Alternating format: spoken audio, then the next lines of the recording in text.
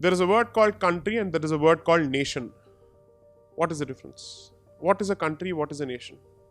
So, since this happens to be a session that's organized in Dr. Ambedkar's university, one of the finest works of his that I have come across, and I'm still in the process of reading and understanding and digesting, is his beautiful book called Pakistan or the Partition of India.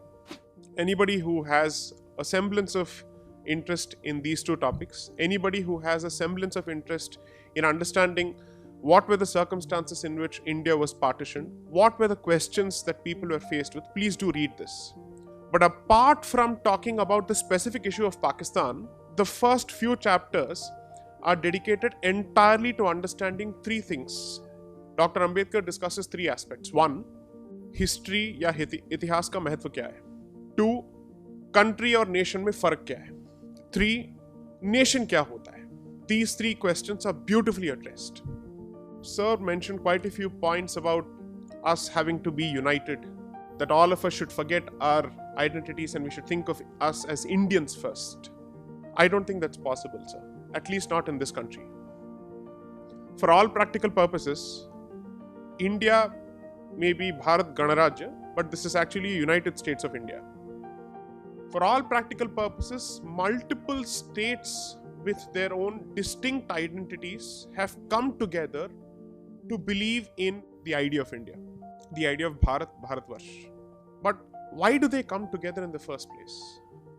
Why do people come together? What is so common about, let's say in undivided India, a Peshawari Pathan and a Tamilian from Tamil Nadu? At least to the common man's eye, there is no connection, there is no similarity. One is perhaps 6.5 feet tall, of a different complexion altogether, of a different build altogether.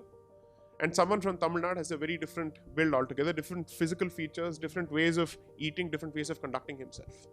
And yet, there was a time when we thought that all of us belonged to the same nation. So, is nation defined by physical features, language, race, what?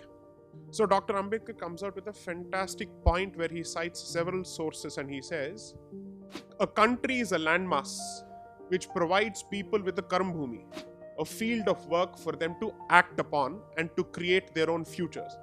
So people plus country, the geography plus the subject, which is the person, environment plus subject makes a nation. This is important for us to understand. But then the question is, how many people of different thought processes, worldviews and languages can come together to form a nation? So he answers this in a beautiful way to say, a nation is decided only by two things. Past plus present is equal to nation.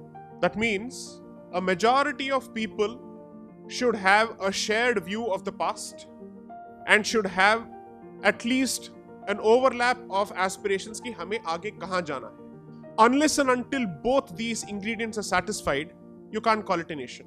So assume for a moment, 50% of the country believes that Alamgir Aurangzeb was a tyrant, was an oppressor. 50% of the country believes, nahi, ye to hamare wali hai, that he is someone who is a role model worthy of emulation. That shows a fundamental problem or a fault line in the society. आप किसको पूजते हैं और किसको नफरत करते हैं या किससे नफरत करते हैं, that matters. Because that tells you how many areas of commonality you share and how deep is the division on issues that relate to your identity.